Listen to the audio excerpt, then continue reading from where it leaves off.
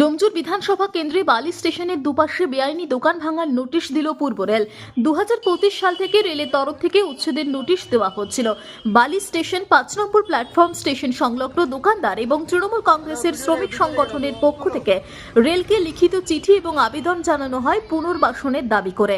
সেই মুহূর্তে বেআইনি দোকান ভাঙার প্রক্রিয়া বন্ধ থাকলেও 30 তারিখ ফের আবার নোটিশ দেওয়া হয় এবং মাইকিং করে সমস্ত দোকানদারকে জানানো হয় নিজে নিজে দোকান সরিয়ে নেওয়ার জন্য 5 নম্বর প্ল্যাটফর্ম সম্প্রসারণের কাজের জন্য। আজ লক্ষ্য করা গেল পূর্ব রেলের তৎপরতা, মাইকিং করে জানানো হলো সমস্ত বেআইনি দোকান তুলে নেবার জন্য। না তুললে রেলের তরফ থেকে বুলডোজার এনে দোকান ভেঙে দেওয়া হবে আতঙ্কে স্টেশন সংলগ্নকারী ব্যবসায়ীরা।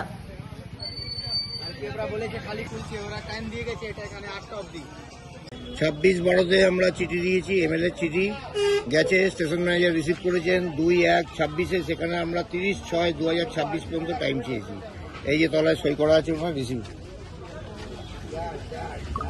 ডিভিশনাল রেলওয়ে ম্যানেজারকে যে আমাদের 26 তারিখ অবধি দেওয়া হোক, 30 তারিখ অবধি আমাদের এক্সটেনশন দেওয়া হোক। কেন এই যে দোকান চল যাবে কি করে লোক নিরাপদে যেতে পারে? আর তোলার মানে আপনাকে জানিয়েছিল না? না নোটিশ দিয়েছিল তো হট করে আপনাকে কোনো জায়গা দিয়েছে, অন্য কোনো জায়গায় রিপ্লেসমেন্ট দিয়েছে বস্তার? 30 তারিখে বলে গেল, 1 তারিখে নোটিশ দিন, 2 তারিখে বলে সব মাল খালি করে। তো তাহলে আপনারা এখন তো বেরোয় রোজগার হয়ে যাবেন।